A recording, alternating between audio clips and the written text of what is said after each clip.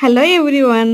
Early morning 4కి రెడ్గా కనిపిస్తున్నది మూన్ లైట్ అండి. వైట్గా కనిపిస్తున్నది స్ట్రీట్ లైట్. ఎంత బాగుందో కదా. ఎర్లీ మార్నింగ్ 4కి ఎంత ప్లెజెంట్గా ఉందంటే ఈ 4కి లేచి మేము భోగి మంటలు వేసుకున్నాం అనమాట. సో ముందుగా మీ అందరికీ భోగి శుభాకాంక్షలు. ఇక్కడ మా స్ట్రీట్లో ఉన్న నైబర్స్ అందరం కలిసి భోగి మంటలు వేసుకున్నామండి.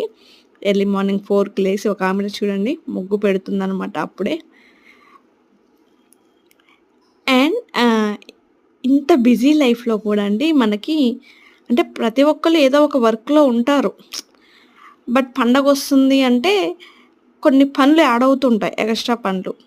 కానీ ఇలా భోగి మంటలు వేసుకోవటంలో ఒక నలుగురం కలిసి భోగి మంటలు వేసుకుంటున్నామంటే మనకి మనలో కొత్త ఉత్సాహం వచ్చేస్తుంది. ఒక కొత్త ఆనందం, ఒక కొత్త ఉత్సాహం గూడా వస్తుంది. నలుగురం కలిసి ఒక ప్లాన్ ఎక్కడికన్నా వెళ్దామన్నా, ఏదైనా సెలబ్రేట్ చేసుకుందామన్నా అనుకోకుండా ఎనర్జీ వచ్చేస్తుందండి.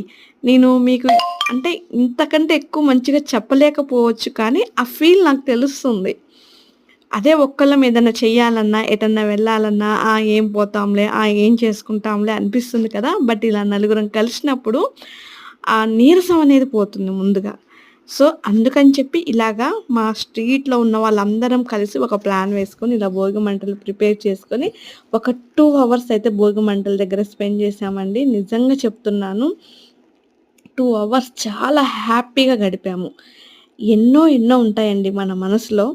బాధలుండొచ్చు, ఇంకా ఏదైనా కావచ్చు. కానీ ఒక నలుగురితో గడుపుతున్నప్పుడు, ఆ నలుగురిలో వచ్చే ఆర్గ్యుమెంట్స్ కానీ, జోక్స్ కానీ, అప్పుడు మనం నవ్వు ఉంటది చూసారా? ఎంత స్వచ్ఛంగా ఉంటుందో కదా! మరి అదే కదా అండి ఆనందం అంటే. సో, నాకైతే చాలా ఇష్టం ఇలా నలుగురిలో గడపాలి అంటే. అండ్ ఇక్కడ చిన్న పిల్లలు గూడా వచ్చారండి. భోగి మంటలు ఎలా వేస్తారో చూడాలి అని.